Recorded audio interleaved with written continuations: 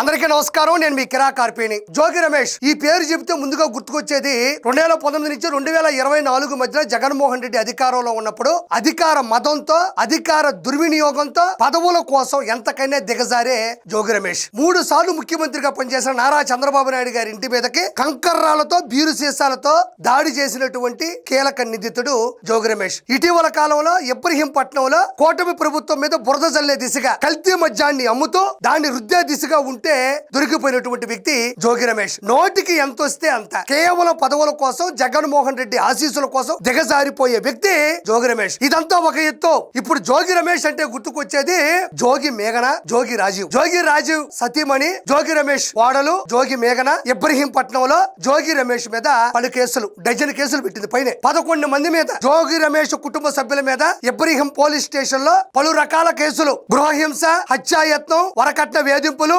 Cheating, దానితో పాటు మత మార్పిడి. అమ్మాయి ఏమో హిందూ అయితే వాళ్ళు క్రిస్టియన్స్. సరే, ఎవరు కులాలు ఎవరు మతాలు వాళ్ళు గొప్ప కావచ్చు, కానీ ఎవరిని కూడా మనం ఇబ్బంది పెట్టకూడదు, ఫోర్స్ చేయకూడదు. ఇలాంటి పలు రకాల కేసులు 1-2 కాదు, సాక్షాత్తు జోగి మేఘన జోగి రమేష్ కుటుంబం మీద పలు రకాల బిఎన్ఎస్ సెక్షన్లు కూడా పెట్టడం జరిగింది. ఏంటవి ఆ ప్రాబ్లమ్స్ ఏమైనా ఆలోచిస్తే, కట్నం తేలేదనేది ఒకటి, మతం మార్చుకోమని ఒకటి, తర్వాత వరకట్న వేధింపులు, గృహ నిర్బంధం, గృహ హింస, చీటింగ్. మెయిన్ ఇందులో చెప్పాల్సిన అమ్మాయి చెప్పింది ఏంటంటే అతను సంసారానికి పనికిరాడు. ఈ విషయాన్ని మా అత్త మామ కుటుంబ సభ్యులు దాచి గౌరవం కోసం, తనకు కూడా పెళ్లి అవ్వాలి లేదంటే పెళ్లి చేసుకున్నాడు అని సమాజాన్ని నమ్మించడం కోసం, సమాజంలో గౌరవాన్ని తెచ్చుకోవడం కోసం ఎలాంటి సందేహం లేకుండా నిజాల్ని దాచిపెట్టి ఆ అమ్మాయికి ఇచ్చి, అంటే జోగి మేఘన చెప్తున్న విధం ఏంటంటే ఇవన్నీ వాళ్ళకి ముందుగా తెలుసు.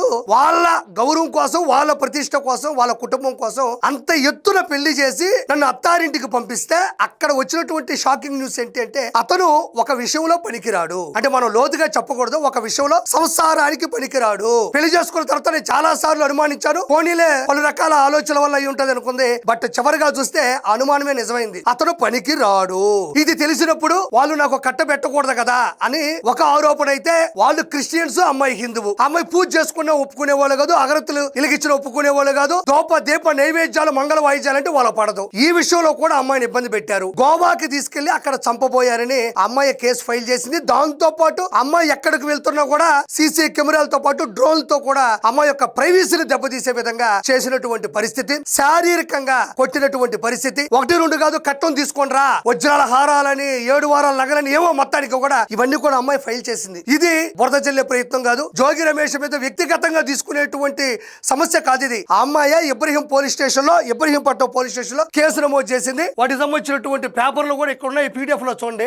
ఇది ఒకటి ప్రస్తుతానికి చూడండి, బట్ నేను దీన్ని చాట్ జీపీటీ లో వేసి తెలుగులో చూపిస్తా మీకు. Further my father in law, mother in law and sister in law, ఇదొకటి 2, ఇది 3. నేను తెలుగులో దీన్ని చేశాను. ఒరిజినల్ గా సోషల్ మీడియాలో చక్కర్లు కొడుతుంది, ఇవి నేను ప్రత్యేకంగా పెట్టింది కాదు. ఆ అమ్మాయి చేతులారా రాసినటువంటి ఏదైతే స్టేట్మెంట్ ఉంటుందో ఆ స్టేట్మెంట్ లో ఒక పేపర్ ని తెలుగులో చూడండి. పెళ్లికి ముందు అతని కుటుంబ సభ్యులు చూపిన శ్రద్ధ పెళ్లి తర్వాత కొనసాగలేదు. పైగా కొద్ది రోజుల్లోనే నా పట్ల వారి వైఖరి మారిపోయింది. పెళ్లి తర్వాత నా భర్త అతని కుటుంబ సభ్యుల ప్రవర్తన చేతలు వారి నిజ స్వరూపాన్ని బయటపెట్టాయి. 30/5/2025 ఆచార వ్యవహారాలలో భాగంగా నేను నా భర్త మా పుట్టింటికి వెళ్లి అక్కడ 2 రాత్రులు బస చేశాం. అయితే మొదటి రాత్రి కూడా నా భర్త నాతో మాట్లాడడానికి విముఖత చూపారు, అంటే పట్టించుకోలేదన్నమాట. 2 రాత్రులు గడిపినప్పటికీ కూడా, మరియు వివాహాన్ని పూర్తి చేయడానికి ఎటువంటి ఆసక్తిని కనబరచలేదు. పెళ్లి తంతుల వల్ల ఆయన అలసిపోయి ఉంటారేమని భావించి నేను ఆయన మరింతగా ప్రశ్నించలేదు. ఆ తర్వాత మేము 1/6/2025 బయలుదేరి ఇబ్రహీంపట్నంకు తిరిగి వచ్చాం. ఆ తర్వాత మా అత్తగారు మరియు ఆడపడుచు ద్వారా నా భర్త మా అమ్మానాన్నల నుండి అదనపు కట్నం, బంగారం మరియు వజ్రాల సెట్లు ఆశిస్తున్నారని నాకు తెలిసింది. మరి జోగి రమేష్ మామూలుగానే ఆ పదవులను ఆశించే వ్యక్తి, గౌరవనీయులైన 3 సార్లు ముఖ్యమంత్రి అయిన చంద్రబాబు నాయుడు గారి ఇంటి మీద కంకర్రాళ్ళు, బీరు సీసాలు ఎత్తుకొని వెళ్ళినటువంటి వ్యక్తి. మరి అలాంటి వ్యక్తి కుటుంబం ఇది ఆశించడం లేదు అంటే, ఆశిస్తారంటే పెద్ద గొప్పేం కాదు, ఇది వాళ్ళు చేసే పనులే. 2025 జూన్ 1వ తేదీ నుండి 2020 జూన్ 3వ తేదీ వరకు నేను నా భర్తతో ఇబ్రహీంపట్నంలో ఉన్నాను. నా భర్త నన్ను దూరం పెట్టడం మొదలెట్టాడు, మరియు ఒక సాధారణ భర్తలా కూడా ప్రవర్తించలేదు. ఒక మనిషిలా, ఒక భర్త ఎలా ఉంటాడో అలా కూడా లేడు అని చెప్తుంది ఆవిడ. అతను నాతో సమయం గడపలేదు, సరైన సంభాషణను తప్పించుకుంది, మరియు రాత్రి 2-3 గంటల వరకు ఆలస్యపు వేళల్లో కూడా ఎక్కువగా మొబైల్ ఫోన్ తో నిమగ్నం ఉండేవాడు. నేను అతనితో మాట్లాడడానికి ప్రయత్నించి అతని ప్రవర్తనలో మార్పుకు కారణం అడిగినప్పుడల్లా అతను సరైన సమాధానం ఇవ్వలేదు. దానికి బదులుగా అతను దురుసుగా ప్రవర్తించి నాపై శారీరకంగా దాడి చేశాడు. ఒక అమ్మాయి ఒక గౌరవనీయులైనటువంటి కుటుంబం నుంచి వచ్చి అట్టహాసంగా వేడుకగా పెళ్లి చేసుకున్న ఒక అమ్మాయి అత్తారింట్లోకి అడుగు పెట్టినప్పుడు వాళ్ళ మీద కేసు పెట్టాలనో, అబద్ధపు ప్రచారాలు చేయాలనో ఏ ఆడపిల్ల కూడా అనుకోదు. 1.5 సంవత్సరం అయింది పెళ్లి జరిగి. ఈ 1.5 సంవత్సరంలో ఎంత మనస్తాపానికి గురై ఉంటది, ఎంత మనోవేదనకు గురై ఉంటది, ఎంత ఇబ్బంది పడి ఉంటది. మన జోగి రమేష్ సంబంధించినటువంటి క్యారెక్టర్ ని గానీ మనం గానీ కొంచెం కాలిక్యులేట్ చేస్తే ఇవన్నీ కూడా మీకు ఖచ్చితంగా లింక్ వచ్చేస్తుంది అనమాట. ఆ అనుసంధానం అన్ని దొరికిపోతాయి అంతే. శారీరకంగా కొట్టాడు, ఫోన్ లో నిమగ్నై ఉండేవాడు, ఏ రోజు దగ్గరకు తీసుకునేవాడు కాదు, జీవితానికి అనర్హుడని ఈ విషయాన్ని పెళ్లికి ముందు నాకు మరియు నా కుటుంబాన్ని తెలియకుండా దాచిపెట్టారని నాకు తెలిసింది. నేను మోసపోయినట్లు భావించి తీవ్ర దిగ్భ్రాంతికి గురయ్యాను మరియు మానసిక ఒత్తిడి భావోద్వేగనకి నేను లోనయ్యాను అని.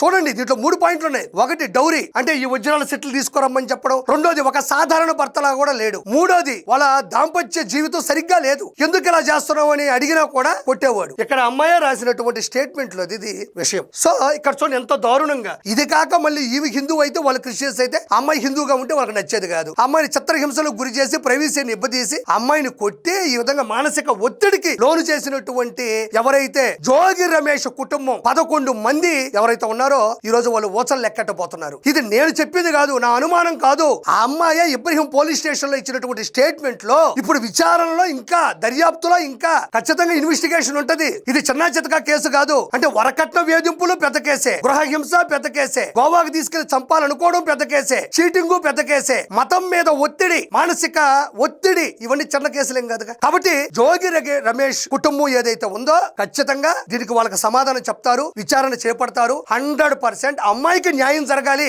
జోగి మేఘనాకి ఇంకా జోగి తీసేవచ్చు. మేఘనా అమ్మాయి వద్దనుకుంది, టార్చర్ పడింది, ఒక సాంప్రదాయమైనటువంటి గౌరవమైనటువంటి కుటుంబం నుంచి వచ్చింది కాబట్టి 1.5 years చెప్పుకోలేదు మారతాడేమో అని. సంసారానికి పనికి రాకుండా, మతానికి మద్దతునివ్వకుండా, మళ్ళీ కుటుంబం నుంచి డౌరీ తీసుకురమ్మని చంపడానికి ప్రయత్నించి అమ్మాయి ఎక్కడికి వెళ్తే అక్కడికి డ్రోన్లు పెడితే ఏ ఆడపిల్ల చేస్తుంది సంసారం. కాబట్టి అమ్మాయి ధైర్యంగా బయటకు వచ్చింది, చిత్రహింసలు తట్టుకోలేకపోయింది. ఆ అమ్మాయి ఇచ్చినటువంటి స్టేట్మెంట్ నేను చదివి వినిపించాను. ఒకటి కాదు కదా, మొత్తం 1, 2, 3, 4 పేపర్లు దాకా ఉన్నాయి అవి. సో దీని మీద వాళ్ళు ఇబ్రహీం పోలీస్ స్టేషన్ కి కేసు ఫైల్ అయింది కాబట్టి జైలుకి వెళ్తారు. ఖచ్చితంగా వీటిలో నిజంగా ఈ ఆరోపణలకి ఆధారాలు ఉంటాయి, నిరూపణలు ఉంటాయి. కాబట్టి ఖచ్చితంగా వీళ్ళు 11 మంది, 11 ఇలా బలి అచ్చొచ్చినట్టుంది. అక్కడ జగనన్న 11, ఇక్కడ జోగి రమేష్ 11. అయితే వైఎస్ఆర్ సిపిలో ఉండేటువంటి గొప్ప విషయం ఏంటంటే, నేను ఇంత ముందు కూడా చెప్పా, మరి గూగుల్ డేటా సెంటర్ అనేది అది ఒక గోడౌన్ అన్నారు. మరి చంద్రబాబు నాయుడికి ఆ కీర్తి, ఆ పేరు, ఆ ప్రతిష్ట వస్తుందని తెలిసి అది మా హయాంలోనే వచ్చిందన్నారు. అంటే జులాయి సినిమాలో బ్రహ్మానందం గారి మాదిరిగా దొరికిపోతుంటారు. ఇదొకటి. రెండోది, వాళ్ళ కుటుంబంలో ఉండేటువంటి లొసుగులు, వాళ్ళ కుటుంబంలో ఉండేటువంటి చెడు విషయాలు ఎవ్వరూ చెప్పనక్కర్లే, వాళ్ళ కుటుంబ సభ్యులే బయటికి చెప్తారు. వాళ్ళు అలా ఒక దిట్టల ముగ్గురు ఉన్నారు. ఆ ముగ్గురు చూడండి, మధ్యలో ఉన్నది ఎవరు? జగనన్న. జగనన్నకేమో సొంత చెల్లి కన్న తల్లి, అటు షర్మిలమ్మ, ఇటు విజయమ్మ. రోజు వార్తల్లో జగన్మోహన్ రెడ్డి గురించి, జగన్మోహన్ రెడ్డి కుటుంబం గురించి వాళ్ళు నిజాయితీగా బయట పెడతా ఉంటారు. ఆయన గురించి ఏమీ చెప్పనక్కర్లే, మొత్తం వాళ్ళే చెప్తూ ఉంటారు. సొంత చెల్లి కన్న తల్లి, మళ్ళీ బయట వాళ్ళు కూడా కాదు. ఇల్లు ఏదో డ్రైవర్లో పియోలో వచ్చి చెప్పారంటే ఒక రకం బ్లడ్ రిలేషన్. ఇక్కడ చూడండి, జోగి రమేష్, ఈయన కోడలు ఎవరు? జోగి మేఘన. తన భర్త ఎలాంటి వాడు, దేనికి పనికిరాడు, ఎంత గృహహింస పెడతారు, ఎలా మానసికంగా శారీరకంగా ఇబ్బంది పెడతారు, మొత్తం అమ్మాయి ఇబ్రహీం పోలీస్ స్టేషన్ లో కేసు పెట్టింది కోడలు. ఇటు చూస్తే ఈయన తెలిసిందేగా, వ్యవహారవాడు, ఈయన నా మీద కేసులు పెట్టుకుంటూ పోతా ఉంటాడు, ఒకడు కూడా తీసుకోరు, ఎందుకు తప్పు చేస్తే కదా. ఈయన గురించి ప్రముఖంగా చెప్పాలా, రాష్ట్ర రాజకీయాలే కాదు భారతదేశ రాజకీయాల్లో ఎలక్షన్స్ ఆమడ దూరంలో ఉంటే అంబటి రాంబాబు అల్లుడే వచ్చి మా మామ నీచుడు, దయచేసి ఓట్లు వేయొద్దు, అతన్ని గెలిపించొద్దు, అలాంటి వ్యక్తులు రాజకీయానికి అనర్హులు అని సొంత అల్లుడు, సొంత కోడలు, సొంత తల్లి చెల్లి చెప్పడం గమనార్హం. ఇంకా మరి రానున్న రోజుల్లో ఎలాంటి కుటుంబ సభ్యులు అంటే బయట వాళ్ళంటే తట్టుకోలేక చెప్పారంటే ఒక అసూయ ఉంటది, ఒక బాధ, భయం ఉంటది. కుటుంబ సభ్యులు తట్టుకోలేక డైరెక్ట్ గా పోలీస్ స్టేషన్ కి వెళ్ళి చెప్పేటువంటి సమస్య, మీడియాకు చెప్పే సమస్య. అల్లుడైతే ఎరగదీశాడు ఆ రోజుల్లో. అంబటి అల్లుడు అనే సినిమా తీస్తే మామూలుగా ఆడదు ఆ సినిమా. కాబట్టి వీళ్ళు చేసే తప్పుల్ని భగవంతుడు వాళ్ళ కుటుంబ సభ్యుల చేత చెప్పిస్తున్నాడు. కాబట్టి రానున్న రోజుల్లో ఇంకెన్ని వస్తాయో. సో ఈ 11 మందికి కఠినమైన చర్యలు తీసుకోవాలి. వీళ్ళు ఖచ్చితంగా జైలుకి వెళ్ళాలి. ఇలాంటి ఆడబిడ్డలకి ఏ కుటుంబంలోని అన్యాయం జరగకూడదని మనస్ఫూర్తి కోరుకుంటూ నేను మీ కిరా కార్పీని.